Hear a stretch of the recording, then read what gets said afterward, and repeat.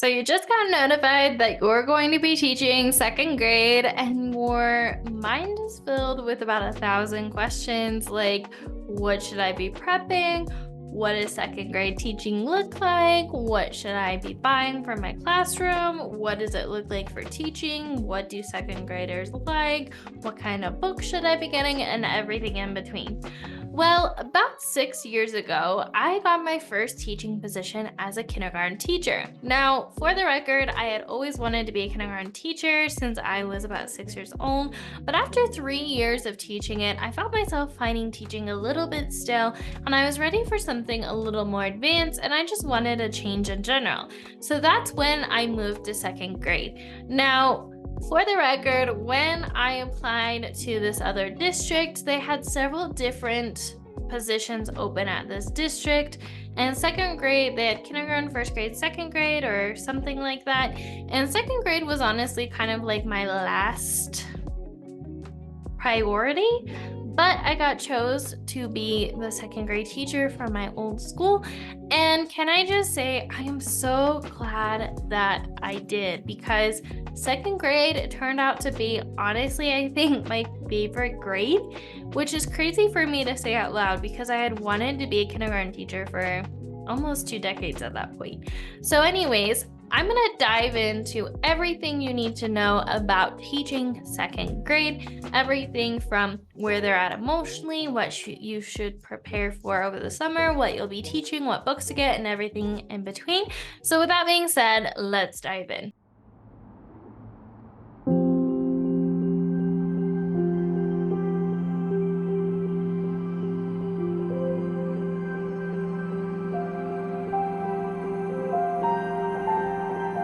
So one of the things you might be wondering if you are teaching second grade is, what are the maturity levels of my second graders?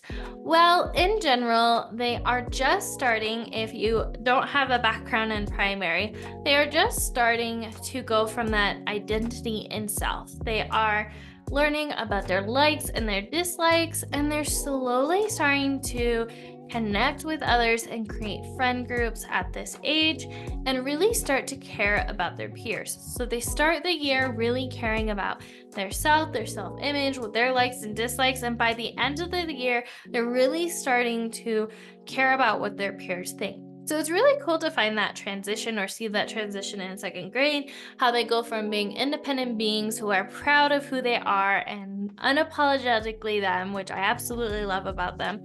And by the end, they're starting to care about what their peers think. Also, as a side note, because I am slightly sarcastic, your second graders may not exactly pick up on sarcasm. They might towards the end, but as far as that goes, that might be a little bit over their head. So also something to know about the maturity of second graders is they still love to make you proud, and that is one of the things I love about second grade. They still care about school. They still care about making you happy. They still care about getting their work done, but they're not quite at the extreme primary foundational level that kindergartners will be at. The second thing I'm going to dive into is the academics. Academically, you might be wondering, what will you be teaching as a second grade teacher? Now, I'm going to go ahead and link to the Common Core standards because that's a good indicator of what you're going to be teaching. So I'm not going to dive too deep into this, but I'm just going to give you a general overview of what to expect to start teaching in second grade. So in second grade, let's start talking about math. Now, in first grade, your second graders started learning about 2-digit numbers. So now they're going to, in the beginning of the year, probably review those second-digit numbers, and then they're really going to start learning about 3-digit numbers. That means they're going to learn, they've already learned, hopefully, addition and subtraction with 2-digit numbers, and now you're going to use those concepts and start teaching them how to add and subtract with 3-digit numbers. They should also be able to count to 1,000 by ones, fives, tens, and hundreds. You're also going to want them to be able to compare 2-digit numbers like they did in first grade, but also they're going to start learning how to compare 3-digit numbers, which ones are greater than, less than, and equal to. When it comes to measurement, they're going to start learning about rulers, yardsticks, and meter sticks. They're going to be learning about inches, feet, meters, and centimeters.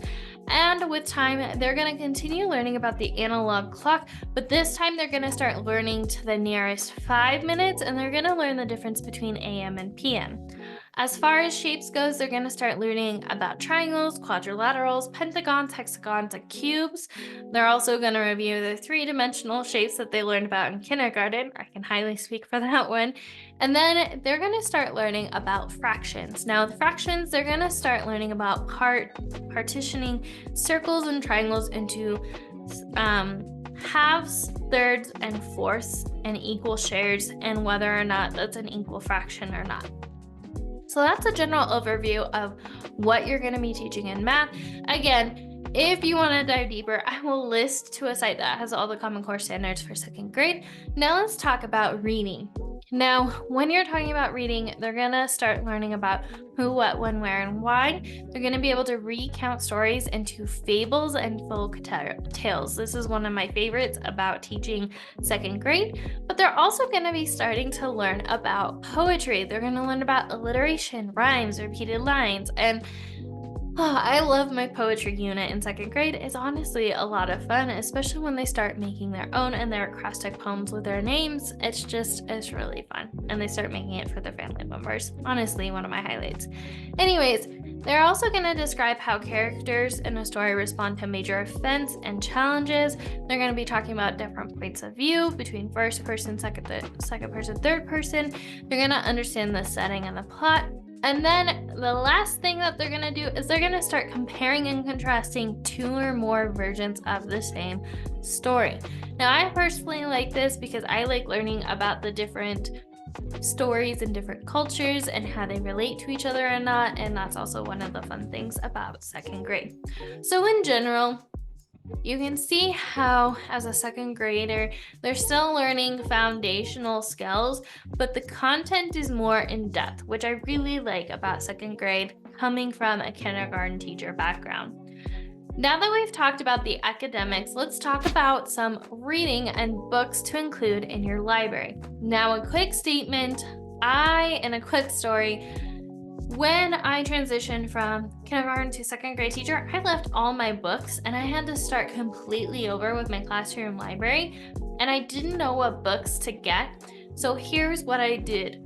I went to all the secondhand stores nearby, whether that was Goodwill, Salvation Army, here where I'm at in the south,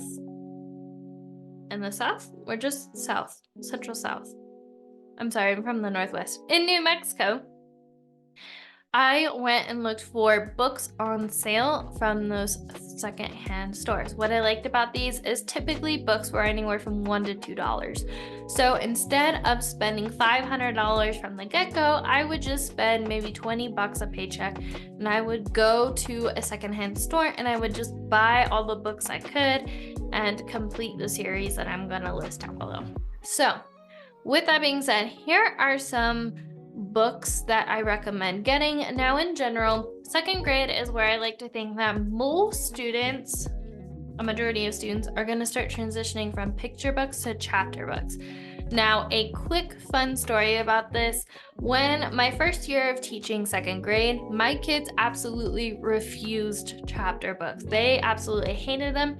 So what I did is I found a very cool comic chapter book that was then a good transition into more chapter books. So what happened was I took a couple of my readers in my class and I said, hey, will you read this book for me and give me feedback on whether or not you like it? And before I knew it, that series was the series of the year. I had to buy multiple copies of that series because I could not keep my books on the shelf, and that is Bad Guys. So Bad Guys is a series about villains who try to be good, but they're not necessarily good, and they kind of just fall back into their old ways. It's a really good series. It's comic book-like. So it's a good transition from full-on chapter book to picture book. It's somewhere in the middle, which I really like, and my kids absolutely loved it. So that's one of the series I recommend for 2nd grade. Some other series I recommend for second grade is Junie B. Jones. The Stink series is very popular as well. Humphreys is another popular one. Magic Tree House. A lot of my students who read Magic Tree House in first grade continue the series in second grade. Flat Stanley, that was one I introduced to my kids, and you can do some really cute pen pal, projects with other teachers in the world with Flat Stanley, which I really like. You can go back to Fly Guy. You can also do Amelia Bedelia, Cam Jansen, and Judy Moody. All of these are some great book series for your students. I like to have a good mixture of chapter books and picture books because, again, it kind of just depends where you're at. A majority of my students were below grade level, so having a good mixture of both was really helpful. Now, in general, I liked to color code mine based on level. And what I would do is I would just tell them go pick whether it was a red, a yellow level, a blue level, or a green level. But in general, if my kids really wanted to read that book, they had to have one book in their level and one book that was maybe out of their level. That way they could continue practicing and being an academic challenge. I have more content on how I color coded my library because I like organization. So I'll make sure to link that in the description down below. All right, so academics aside, something else you might be wondering about teaching second grade is what should your classroom management look like? Now, I'm gonna break this down into a couple different categories, but here's some things to consider when you are thinking about classroom management for second grade. Now, in general, I like to have different areas in my classroom, and here's why. When my students are whole group learning, I like to have them have a different area in the classroom where they're expected to listen and participate, and I do where I teach, so that they are fully engaged and there's different expectations depending what's going on. So for example, the different areas I like to include in my second grade classroom was whole group, independent work, and group work. Now, what I loved about this is during the first couple weeks of school, I could talk about the clear expectations and procedures for each area and how they were different and why it was important that they were different. That way, mentally, subconsciously, when my students got up to go sit at the carpet for whole group learning, they knew what the expectations were, as opposed to independent work where the expectations are going to look and sound differently. This just helped my kids compartmentalize the expectations in the classroom. This is something I did in kindergarten as well. Now, I know other teachers who don't teach it that way. They have their students sit in the same desk all day, whether they're doing whole group, independent work group, or group work, but I personally liked giving that opportunity for my kids to get up and move around, and just like I said, it helped create a clear line on what the expectations were in class.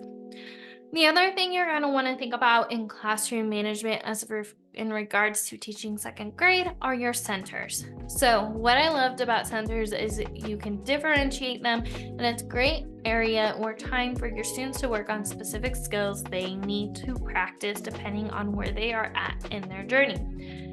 Now, some people say that second grade is too old for centers or stations. I personally think that no grade is too old for centers or stations because, again, it helps compartmentalize what students should be doing in an organized way. And as you can tell, I'm kind of an organization guru, nerd, geek, whatever you want to call me. So here are the different kind of centers I liked to have in second grade. So again, these are differentiated, and I can talk more about that if you want to learn more about that. I don't know how in depth, honestly, you want me to go. But here are the things we worked on. We worked on letters, digraphs, and blends. That was one of my centers, depending on where my students were in their journey. We also talked about number identification, number sense, addition, subtraction. All of those would make a great center. Also, technology. Now, some of the different technology resources my students use, some of them still use Starfall, but by the end, they kind of didn't have as much of an interest in that. We also used iStation, Prodigy, Cool Math Games, etc., games like that. that helps them. Oh, and IXL. All of those are different resources we would use during the technology center. Some other centers I recommend having is a writing center, so your students can practice writing in their journals every day, spelling word practice, silent reading or reading in the library. All of those make really good stations and centers to work on, and this is a great time to then pull your groups back for independent or small group time. The next thing you want to focus on when you're teaching second grade is to having clear expectations and procedures. Second graders do really well when they have structure.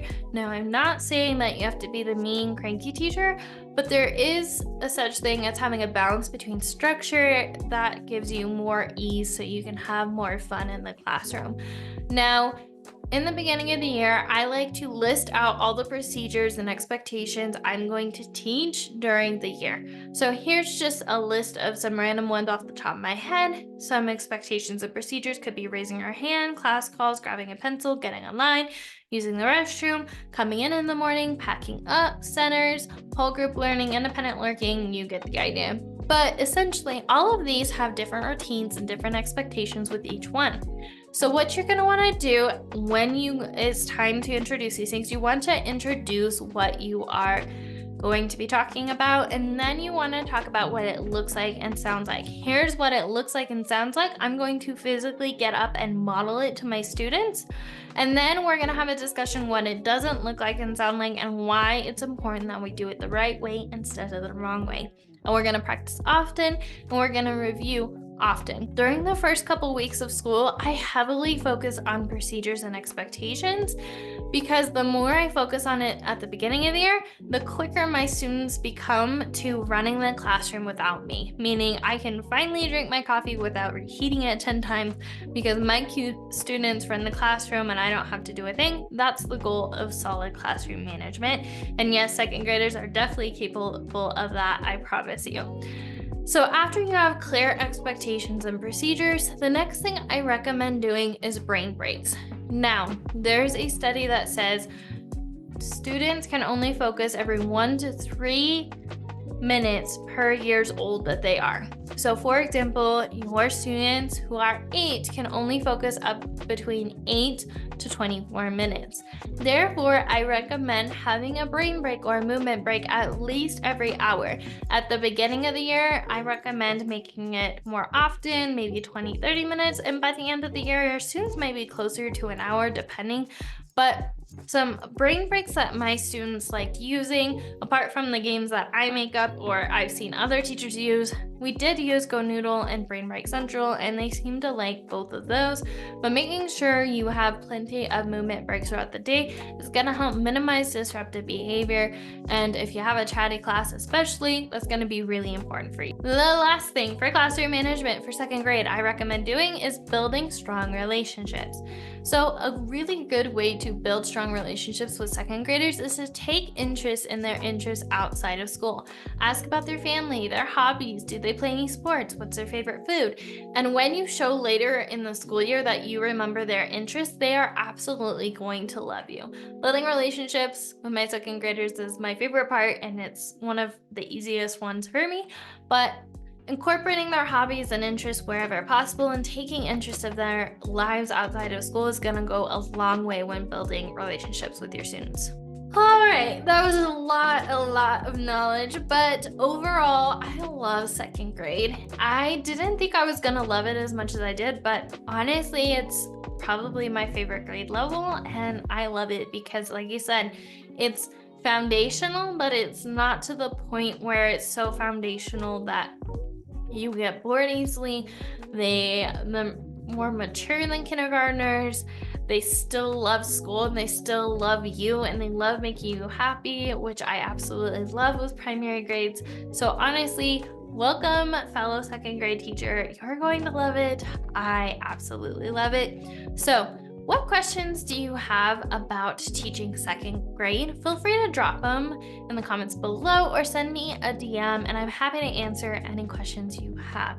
Now, if you want to take setting up your classroom a step further, if you are looking at getting ready ahead of time for your upcoming school year, I recommend checking out the free classroom setup guide. This is a free guide where I answer the top 10 questions I get about setting up your classroom over the summer to get ahead for the school year.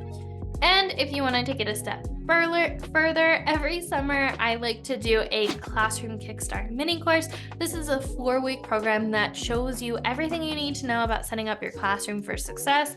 Because a mistake I made my first year of teaching is I spent my entire summer setting up my classroom and I didn't focus on the right things. I focused on making my classroom cute, when in reality, I should have been focusing on other things like classroom management, family communication, planning the first couple weeks of school, and yes, organization, but focusing on organizing the stuff in my classroom too.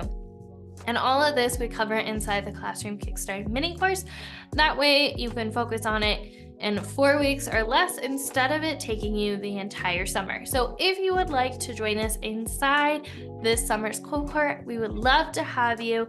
As always, remember we are stronger together, and I will see you in the next one, teacher bestie. Bye.